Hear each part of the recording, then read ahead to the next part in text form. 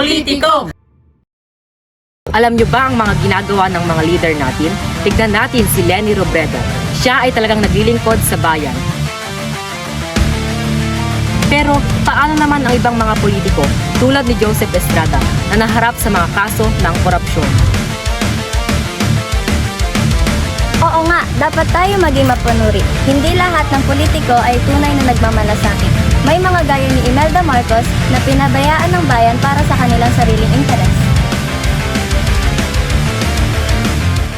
Hi mga kaibigan, ano ang masasabi niyo sa proyekto ng ating mga politiko? Sabi nila para sa ikabubuti ng lahat. Totoo yan, pero may ilan din na hindi matutupad ang mga pangako. Dapat tayong maging mapanuri.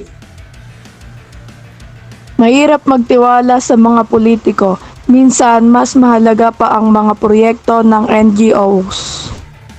Oo, pero may mga politiko rin naman talagang tumutulong. Paano natin malalaman kung sino ang totoo? Kailangan natin maging mapanuri at alamin ang mga magiging epekto ng kanilang mga desisyon. Tama ka, Sofia. Ang bawat proyekto ay dapat may transparency para makasiguro tayo sa kanilang intensyon. Oo, mahalaga ang sama-samang pagkilos. Dapat tayong makilahok sa mga talakayan at forum. Oo, magkita tayo sa bayan bukas para talakayin ito. Nang maayos, tara, ipagpatuloy natin ang laban. Mahalaga ang NGO sa mga ganitong pagkakataon. Sila ang nagsusulong ng mga proyekto na talaga namang nakakatulong. Pero paano kung hindi natin nakikita ang resulta? Paano tayo magiging sigurado? Ang mga mamamayan ang dapat tumayo. Ang mga pagkilos natin nagsisilbing boses ng komunidad. Kung sama-sama tayong magkakaisa, makakamit natin ang ating mga layunin. Kaya naman, mahalaga ang pakikilahok, huwag tayong matakot na magsalita. Lahat tayo ay may papel na dapat gampanan.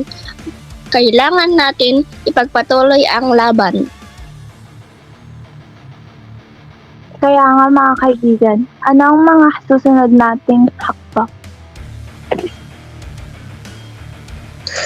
Mag-organisa tayo ng isang forum sa susunod na linggo. Tayo ang magdadala ng pagbabago. Magandang idea. Kailangan natin ang lahat ng tulong at boses ng komunidad.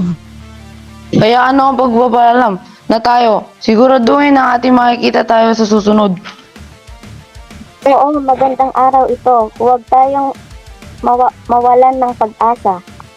Ang pagbabago ay magsisimula sa atin. Tandaan, sama-sama tayo sa bawat hakbang.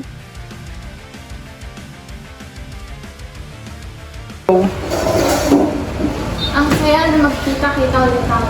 Ready na ba tayo para sa forum?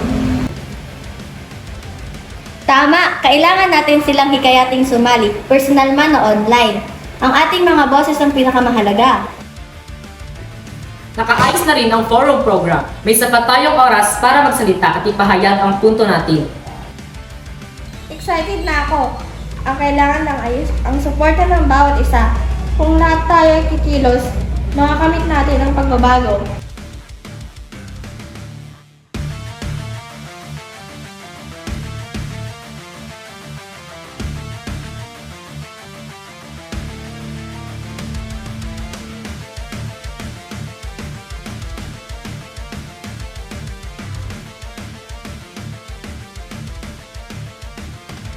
Kaya't ang susunod nating hakbang ay kumilos tayo ng sabay-sabay.